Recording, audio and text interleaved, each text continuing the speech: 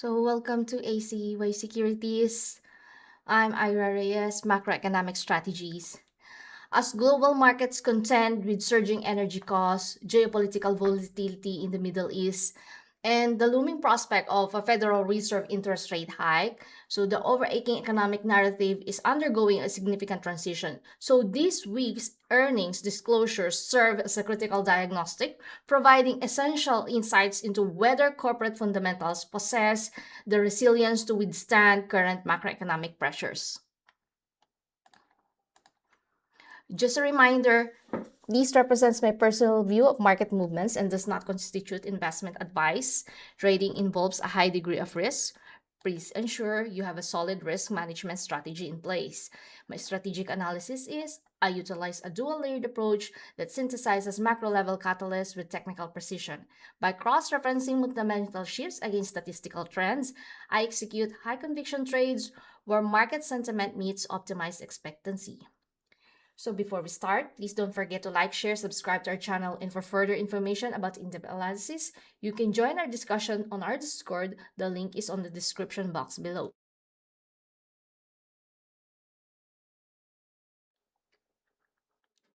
Dampened growth and heightened market volatility. So again, this conflict in the Strait of Hormuz, it threatens to trigger global economic instability through the surging energy costs. And on top of this, we have provided as well the first half of 2026. Again, this will be part of the variables that we have to include by projecting not only the inflation but rather as well how it will also curb the interest rate. Next, we have as well what happened last week.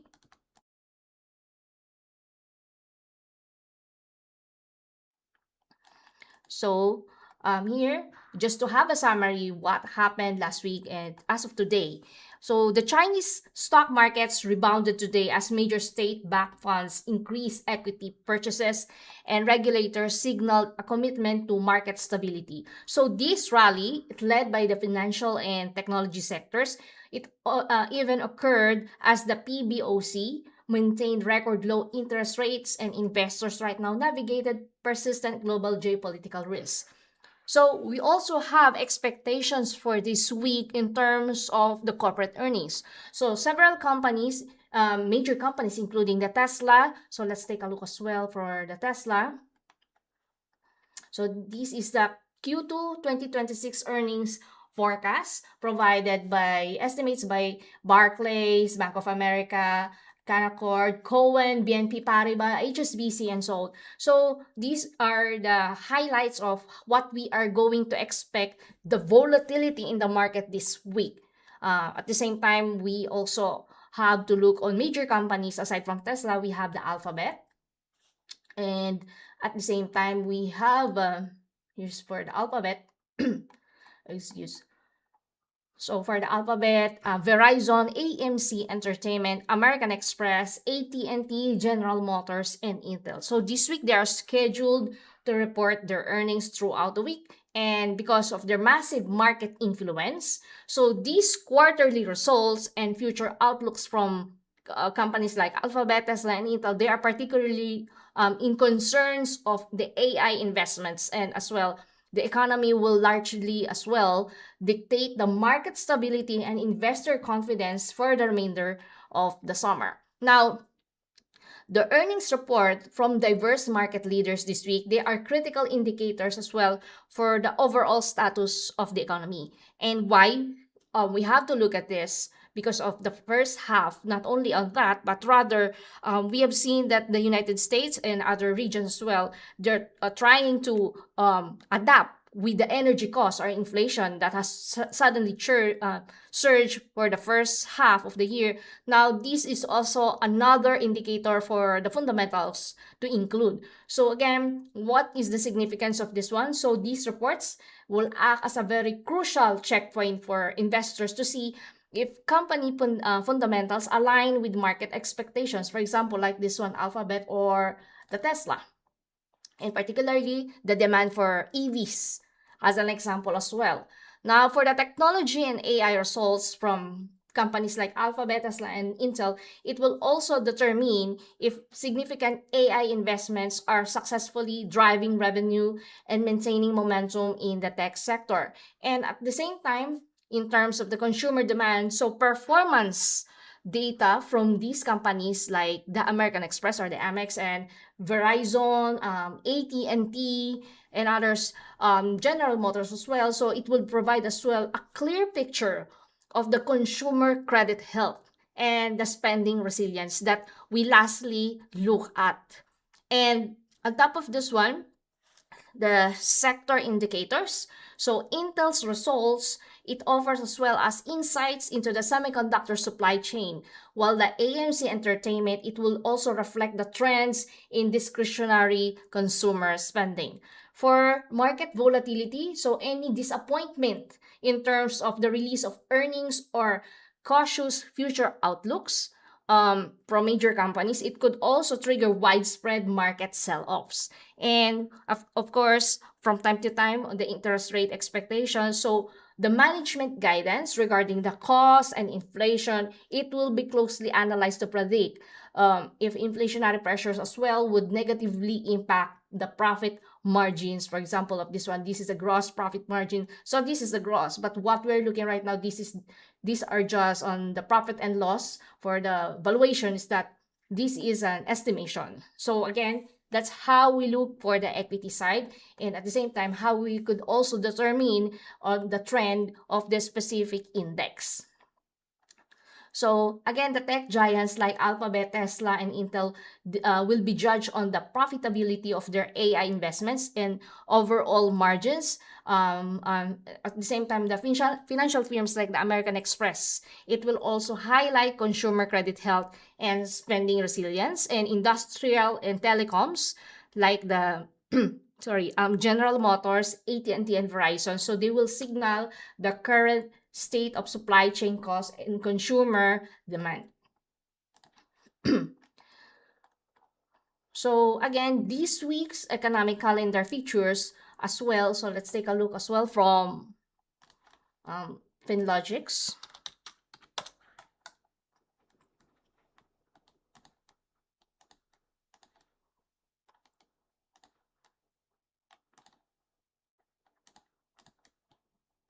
We have from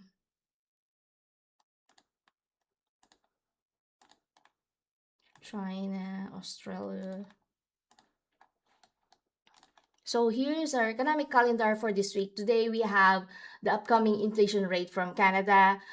We also have the unemployment rate tomorrow and the ZEW economic sentiment from Germany, and at the same time across the Eurozone area. So again, this week we expect high impact events or economic indicators, plus we also have the manufacturing PMI figures from Germany as well. So global markets right now, they are bracing for a heightened market movement. At the same time, with the Middle East tensions that is really driving up the prices of commodities like the oil, and concerns as well this sustainability of the AI investment. So investors, they remain cautious, particularly this week and packed with economic data. And so the downward pressure is, it would be further complicated by shifting political landscapes and at the same time resulting to uncertainty surrounding central bank policies. Again, that's how we have to look forward within the week.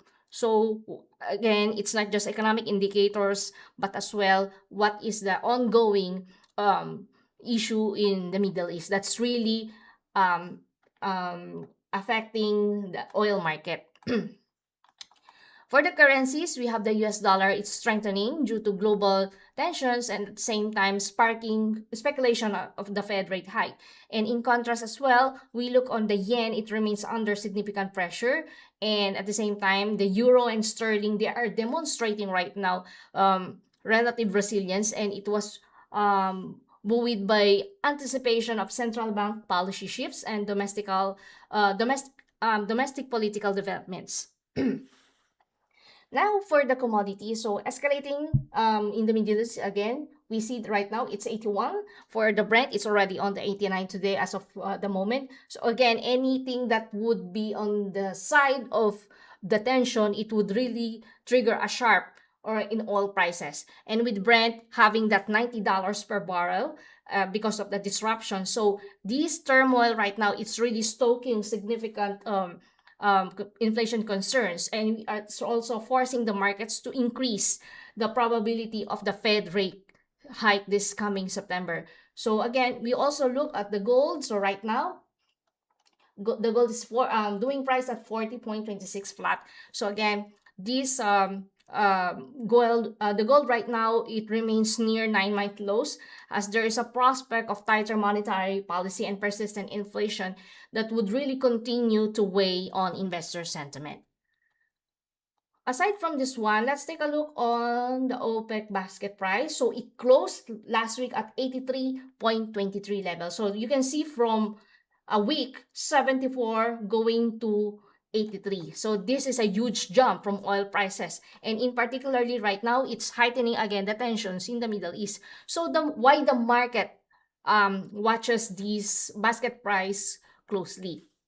So again, investors, the governments, and businesses, they watch this because expectations, it is really important or matters. So often this is a hint right now if there's a change in a monetary production policy, or even just the discussion of it. So it moves oil prices globally before any oil is actually moved, and at the same time the ripple effect in terms of economics. So because oil is a fundamental input for transportation or anything that would be in a bigger picture in terms of economic activity.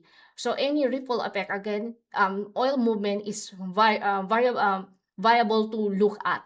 And in terms of fundamental input for the transportation, we have the manufacturing, the heating, and changes in the oil price really directly impact of the global inflation, the consumer gas prices, and at the same time economic activity. So although this organization or the OPEC is not the only factor influencing the market, with US production, global demand, and these events in geopolitics, it also plays major roles. The group remains as a dominant force. So fluctuations in the OPEC basket price, it would also reflect their efforts to manage the oil trap and keep global prices within a preferred range. Otherwise, if you cannot see the balance of supply and demand, of course, when there is a reduction of the supply and the demand is high, you expect higher spikes, again, going back to 97 and 100 plus for this specific commodity. Again, this is very,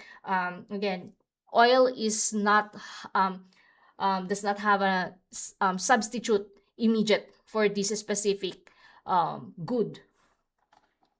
Now, for economic news, the U.S. industrial production showed modest growth with surprising strength in the housing sector, despite there were interest rate hike or expectations. So even as capacity utilization fell slightly short of expectations. Meanwhile, we also see in the China Central Bank, it maintained a record low lending rates to navigate these domestic demand or economic challenges and the geopolitical instability. And also we have the German producer price inflation. It is to 1.8% for the month of June, and it is driven by rising costs in intermediate and capital goods, despite a monthly decline that surpassed the analyst projections. So that's the economic highlight during the past week. Next, we look on the other news.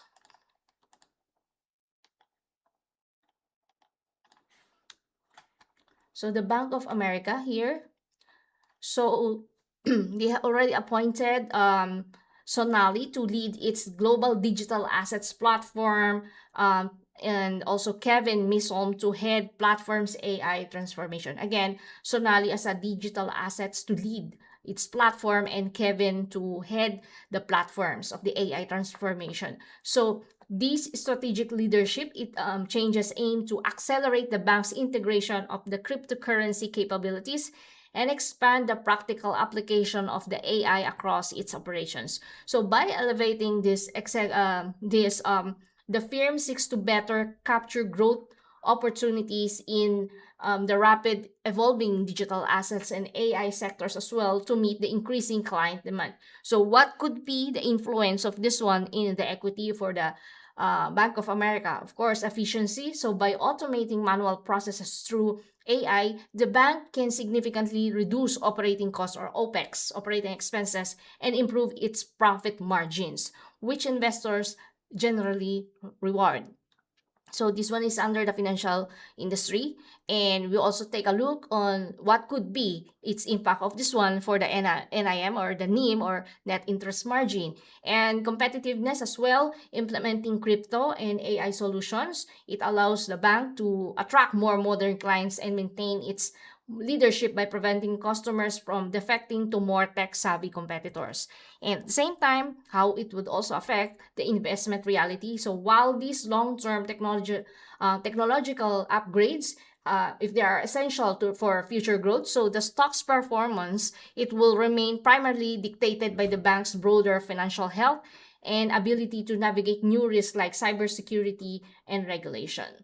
So that's the latest update for the Bank of America. So again, these are the highlights for the stocks and equities. Next, we have for the bonds.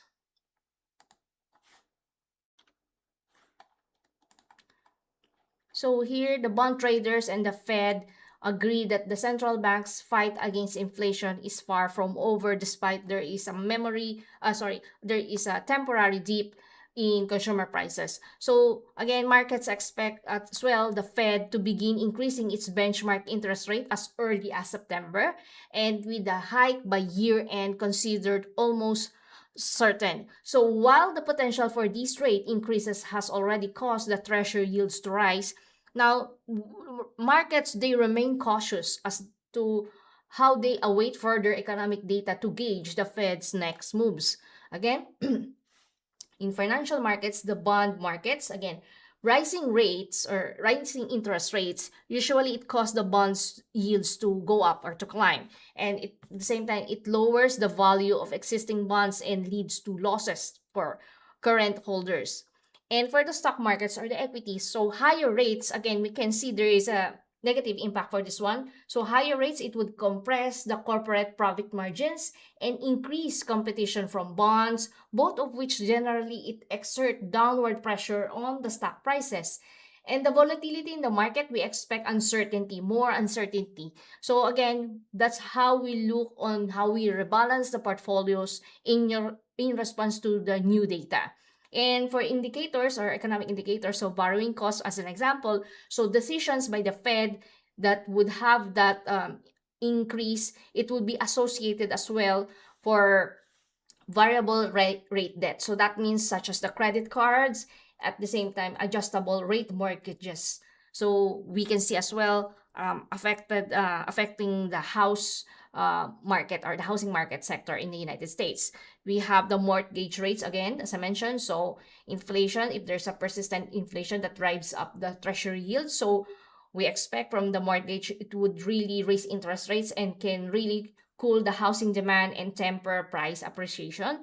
And for economic growth as well, by raising borrowing costs to curb inflation. So the Fed right now, it would aim to slow business and consumer spending, though these risks as well, it would dampen as well the overall economic activity.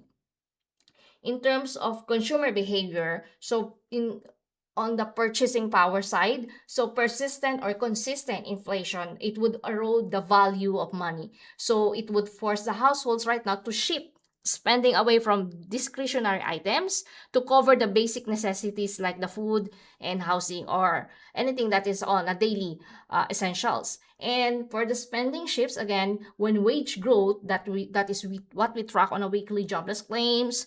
The next would be the non-farm payrolls and unemployment rate. So when wage growth, it fails to keep up with inflation, so consumers would tend to reduce overall expenditure or trade down to lower cost alternatives while growing more cautious due to economic uncertainty. So that's how we would influence the financial markets plus the economic indicators over if this will be not only implemented, but this would be applied throughout the half of the year. That's how we can view the market.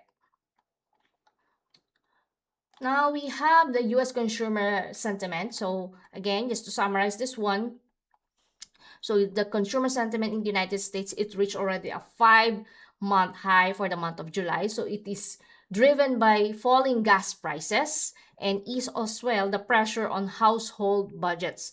So the University of Michigan sentiment index, it rose to 54.4 for the month of July and surpassing expectations and showing improvement across various demographic groups. So despite this optimism, consumers, they remain concerned about the future inflation, even as their short-term inflation expectations saw a slight decline. And why do we expect having this reaction currently? Because this is just the current. But what we are tracking right now, particularly there is another tension in the Middle East, you can expect as well they will be more concerned of the future inflation because of the effect of the gas prices. Again, because of the falling gas prices, you can see there is this is the performance of the consumer sentiment. But right now, how we expect this to have a climb if there is an ongoing tension that's still not resolved, and it becomes even more severe if that would happen. So we can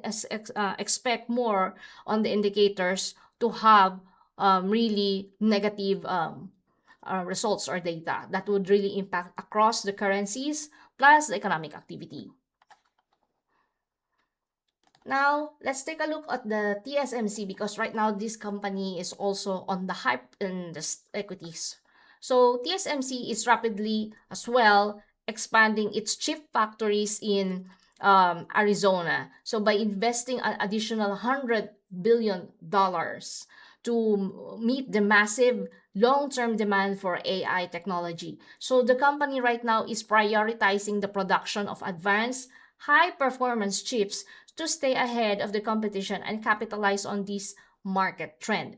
And despite higher building costs in the United States, the company believes these new facilities are essential to securing its growth and supporting the American semiconductor industry. Again, TSMC or the Taiwan Semiconductor Manufacturing. So the effect for this one in terms of equity of TSMC. So we can see on the earnings. So TSMC is highly profitable due to the AI demand, and investors right now are concerned that high cost of US expansion, it may lower the company's profit margins. For the market sentiment, so markets are becoming more cautious because on whether these massive infrastructure investments that we can see from time to time in how it becomes a headline in terms of the indices performance. So again, massive infrastructure investments will actually provide long-term financial returns. So they focus on it, whether this investment would really provide the actual long-term financial returns.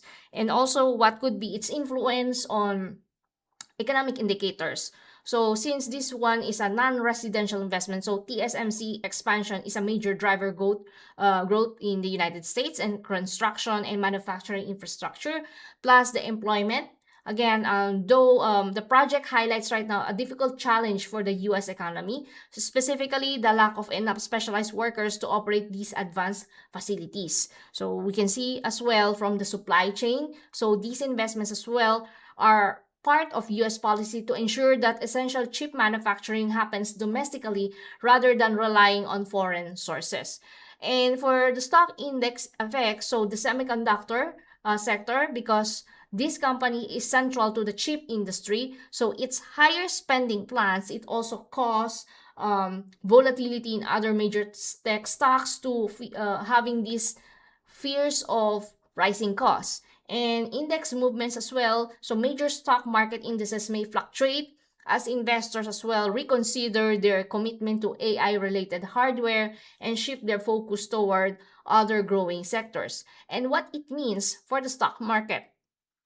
So as I mentioned last week about the semiconductor industry, so chip industry it ripples because TSMC makes the chips for almost everyone. Just example like Nvidia, Apple. So any change in the cost of the TSMC or plans immediately, it would impact the stock prices of those other tech giants. And shifting as well. So because investors they are unsure how all this spending will play out. So they are starting to move their investments from away from just hardware but the chips themselves and into other areas like the energy and software companies that support the AI industry. So that's how we see its implications to not only in the economy but rather on the side of equity and to the company itself. Next, we have for the ECB. So the European Central Bank is expected to keep their rates unchanged this week while leaving the door open for a potential rate hike in September. So policymakers as well using this time to evaluate evolving economic data. So most believe that the governing council will ultimately decide to deliver further tightening at their meeting on September 10. So again, what could be impact of this one? Of course, the prospect of unchanged rate this week. So let's take a look on the economic calendar. So that would be if this would be the decision 2.4, but the next would be there will be a change. So if it comes out 2.4 again, the decision to pause this highlights the ECB's cautious approach to balancing slowing inflation against this lingering uncertainty in energy markets. Again, it's still focused on the energy markets. And the indicators like this one, such as the PMI data as well and the quarterly growth figures, it will become the primary focus for investors looking to predict the bank's next move. So again, having that news or ECB potential preparing for the next rate hike. Next, we have the big tech.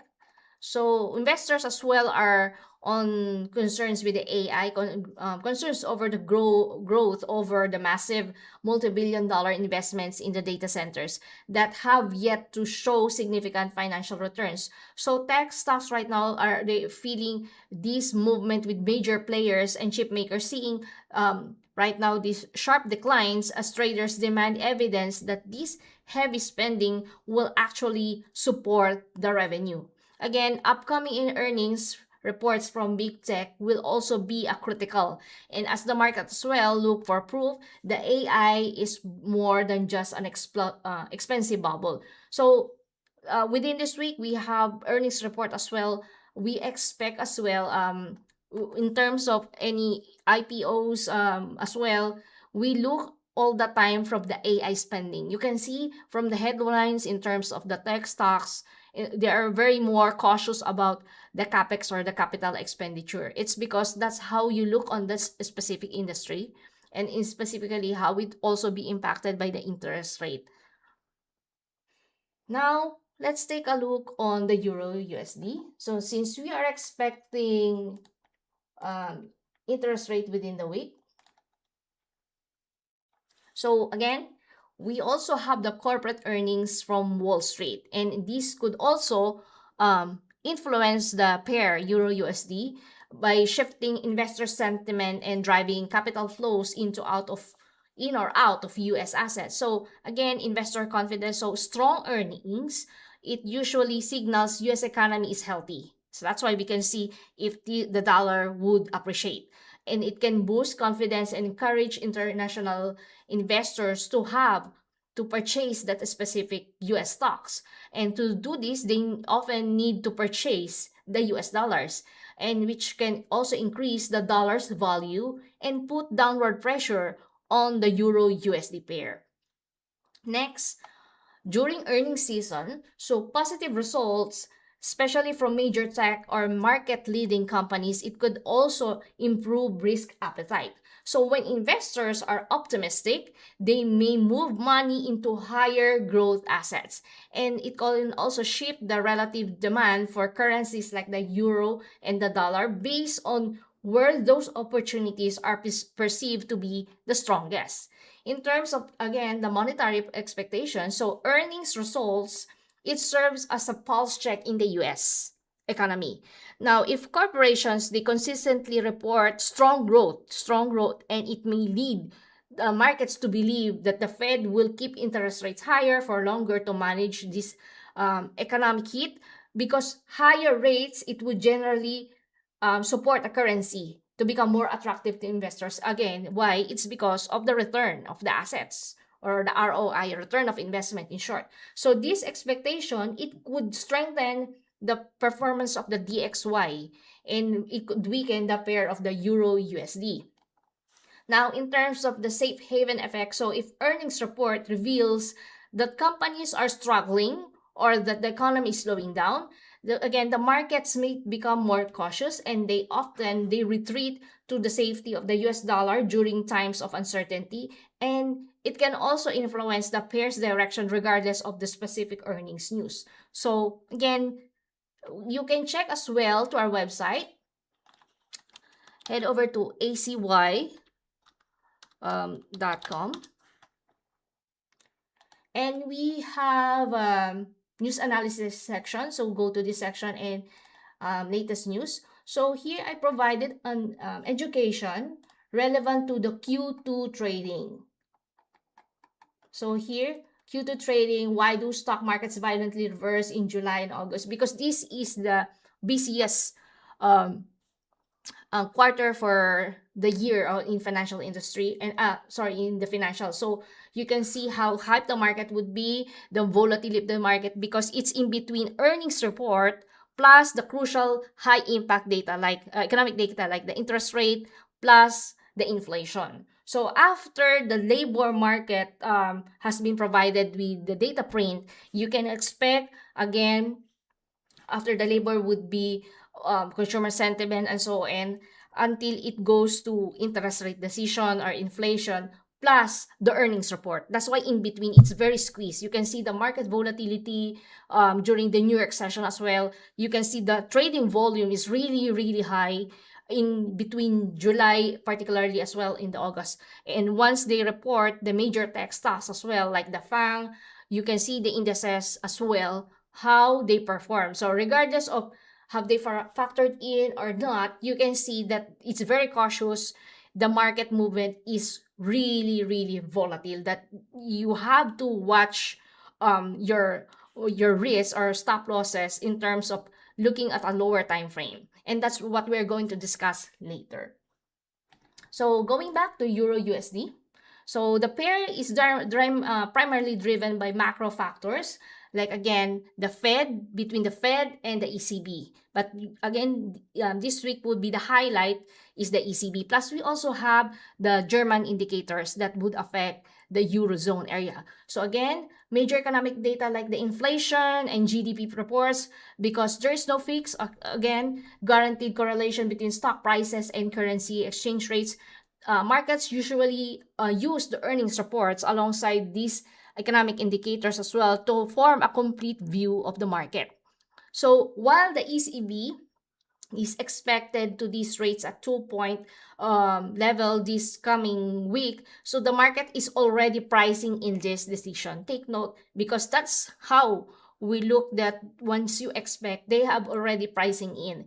So unless the president, ECB President Lagarde delivers a hawkish surprise that explicitly as well signals a shift in the policy, so the fundamental weight of the US dollar hawkish Fed narrative is expected as well to keep the pair's trend bias toward the downside. So the trend probability is it would be skewed toward continued downward pressure on the Euro USD, with earnings volatility serving as a potential. Again, earnings volatility would be served as a potential, though it would be a secondary catalyst for a short-term deviations and a move back toward the 1.13 level that we are trying to prevent is a focus for the remainder of this week. So right now, the doing price is 1.14407. You can see this is still the price level as I plotted before. So it almost hit this resistance level, the first resistance I provided last week, which is 1.14999. Now the second resistance again is 1.15778. That would be the highest bracket range of the price within the week. Again, this is an outlook for the whole week for the Euro USD. So key drivers, we have the Germany PPI. It's already released today, 1.8. We have the ECB interest rate. We have the ZEW sentiment index coming from Germany, and at the same time overall for the Eurozone. So let's take a look as well on the trend for the Germany ZEW.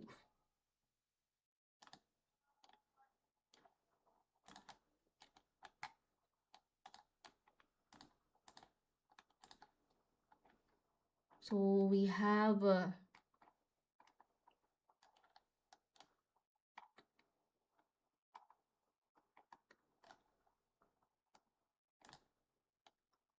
so here, so it was 9.5. So let's take a look at the same time on the trend. It's very crucial to look at this one.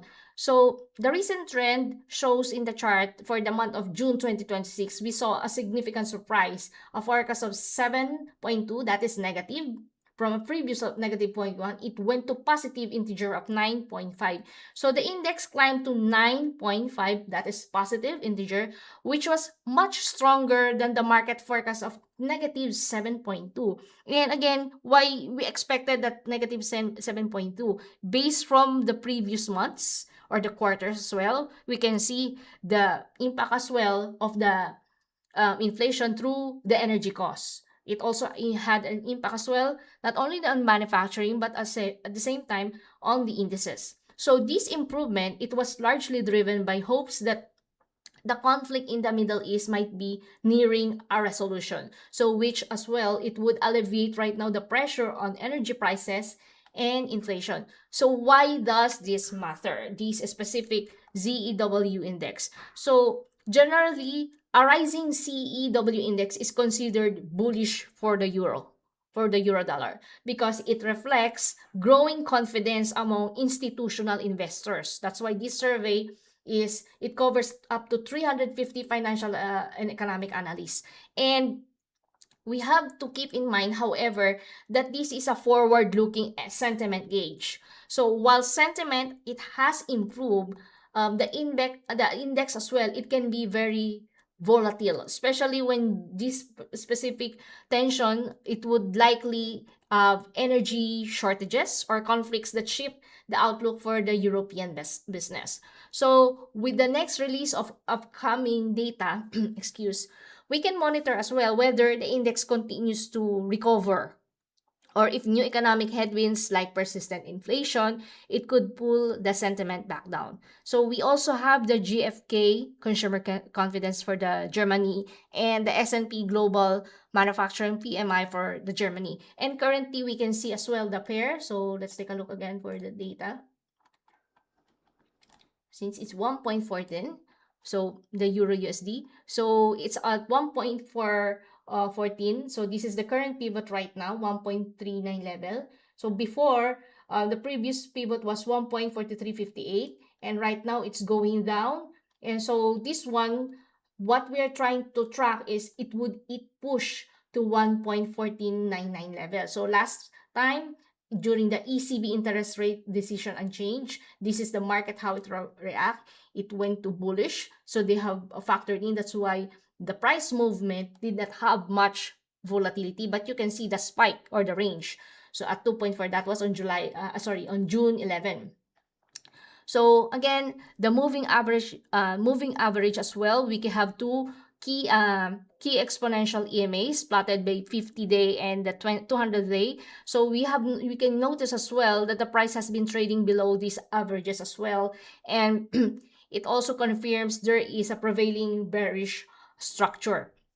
Now for the Bollinger Bands, since I'm using two Bollinger Bands just to check or verify the how where it is really holding right now on a specific band. So the Bollinger Bands, they are currently containing the price movement, indicating the volatility levels are as the market attempts right now to find a stable range, because again we are still the first day of the week.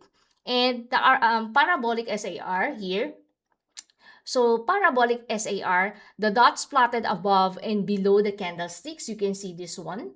So it shows right now that the momentum has been shifting back and forth recently as the price tests the support and resistance levels. So the dots below the price, it would indicate an uptrend bullish, and dots above the price, again, sorry, the dots below the price, it would indicate uptrend bullish, and the dots above the price, it would indicate a downtrend bearish. So a flip of the dots from one side to other, it would signals a potential trend reversal. That's why we see this one as a parabolic SAR. And for the RSI, so it's currently at this level, 47. So this is a neutral reading and suggesting there is no immediate indication where the pair is overbought or oversold. So we have to look on that wait and see mode for the price of the Euro USD. However, again, the chart highlights several critical price zones that are influencing the current behavior. So the ECB event, again, you can see there's a sharp downward movement here by an arrow, that this corresponds as well to the ECB decision to keep interest rate change at 2.4%, and this event triggered a notable drop in the pair's value over the succeeding days. And the recent resistance and support, we have also currently seeing the price near the pivot of 1.4416 or 1.14358, which is current. So to the upside, we have resistance level at this one, and 1.15778, that would be the highest resistance based on the lower time frames. So to the downside, again, the lowest would be 1.13782. That this is again, this remains both a support level since last week, 1.13782 and 1.3550. So these are the support levels that I still maintain. So while the longer trend term, it would pressure as well the moving averages. So the current price is floating in a tight range between established support and resistance. Again, the markets as well, they're looking for a breakout from this consolidation zone before committing to a strong directional bias. Now, another thing is that we have to look as well for the market movements. So we have this specific sensitivity models when we look or we track on price movements. Another thing, aside from the chart, we have this euro sensitivity, which is a structure of a tactical model. So here in technical and quantitative trading, so we have sensitivity models. This is based from statistics and often referred to what if, what could happen, what if. This is the what if analysis. We measure how a dependent variable or price direction that would react to changes in independent inputs. So for the pair EURUSD, the following variables should be integrated into a sensitivity formula. So we have the rate differential, we have the energy price index, we also have the market sentiment, which is the MF here, and the geopolitical risk premium. So this one is an example of a formula framework. So to model the sensitivity of the exchange rate, we should consider as well a linear sensitivity formula. So the change in exchange rate, this is denoted by this one, as being approximately equal to the sum of the partial derivatives. These are the partial derivatives of the exchange rate with respect to each independent variable multiplied by the change in each of those respective variables. Whereas here, we as express this one, whereas this represents the delta or the sensitivity of the price to change in a variable. For example, 25 basis point shift in the rate differential from the specific interest rate. So again, this one, to have this one partial derivative numerator variable, it would respect to the V sub I. So again, we pronounce this one as a partial derivative of S with respect to V sub I. So again, this one is pronounced as partial, and this one, the S, is the numerator variable. So with respect to this one is the this line, this is a standard way to read the division bar in a derivative context. And VI pronounced as V sub I. So this one is a model application. When updating models for example, in the July 23 ECB decision, we focus on the guidance. Again, here on the guidance. So the shift in ECB's verbal stance on future inflation, as this will likely have the highest coefficient on sensitivity for the remainder of the month. So this model is a powerful tool as well for trading Euro USD pair for this week, because it helps you to move beyond the guesswork and manage the inherent uncertainty of financial markets. If we have the price action, this is the conversion as well in terms of you looking on the macroeconomic data. It's not just you get the news, you get the data, but rather even before they announce, this is how we predict the movement within the week of the Euro USD pair, inclusive of these variables like the interest rate differentials, the inflation rate, and so on. Plus, again, aside from the geopolitical risk, what could be the percentage that it would be added to the Euro USD pair with the results of the earnings report. That's why we look as well on the consensus or projections of every stock market that will be released this week that would support the US dollar. So this is just an example of how we look on a statistical model based on, do you think it would surge to 1.778 within the week? Now, going back to that one, so again, this example, it also analyzes us how this endogenous variable, like for this one, the case of Euro USD exchange rate, it changes when exogenous parameter like the rate differentials, or what we're looking for the ECB, is shifted, or examining how the uncertainty in the output of mathematical model that can be apportioned to different sources on uncertainty in its puts. So that's how we look when we project looking by mathematical model implied, that would as well in terms of indicators plus the earnings report, and at the same time the geopolitical risk. So in short, this is also for the short-term trading. This is very highly applicable. It's because you have provided your delta or the gamma risk pricing. So if you can join as well to our discussion on Discord, again, you can check it. The link is on the description box below. So again, these are the tests of what-if scenarios. So it will also allow you to stimulate market shifts before they happen. So example, you can see how your trade might be impacted with interest rates or energy prices move by a certain percentage. And it also help you to prepare for different outcomes instead of being caught off guard. And again, it also identifies critical drivers. So this is also similar into accounting. This is similar to financial valuation or the financial modeling. So again, this model, it helps you pinpoint which specific variables such as the central bank policy, equity flows, move to the needle of this pair Euro USD, and allowing you to focus as well your attention where it matters most. Is it on the equity side? Is it on the interest rate? Or is it on the geopolitical or specific like the oil prices? Again, it quantifies as well the risk. So instead of relying on a single price estimate, so the model also provides a range of potential results. So this will help you understand the best case and the worst scenario for that specific. So here.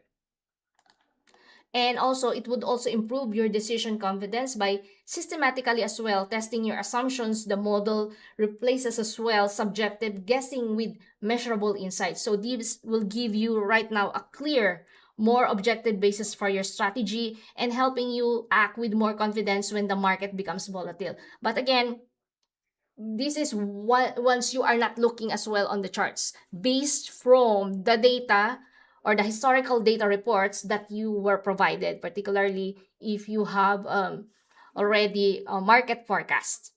So in short, the model acts as a flight simulator for this one, for your trade. It also lets you test various conditions in a controlled way. So you know how to act when the real market starts moving. Again, this is an example of a formula wherein you look on a lower time frame and high volatility trading plus expectation. It is called as well on the gamma pricing, because this one is the delta.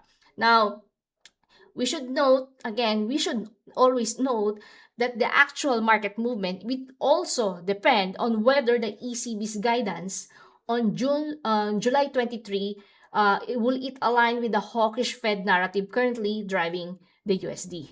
So again, that's it for today. I hope I was able to provide you a deep in-depth analysis for the markets, market snapshot or the weekly brief, plus at the same time how we look on the Euro USD, as this week is very a good opportunity to trade in. So now if you want to join, just trade, just scan here our code and register for our dashboard and start tracking the markets. And again, you can also join our Discord. The link is on the description box below. You can also check our copy trading, so you can mirror as well their strategy. So here's their trading website for the trading cup. And this one is less complicated and easier to understand. Again, markets are moving fast, so stick to the plan and secure our lead and make it happen. Thank you for joining, and I hope today's session provided you with some actionable insights. Have no fear, Ira is here, all is well, and thank you for watching. See you on the next live session.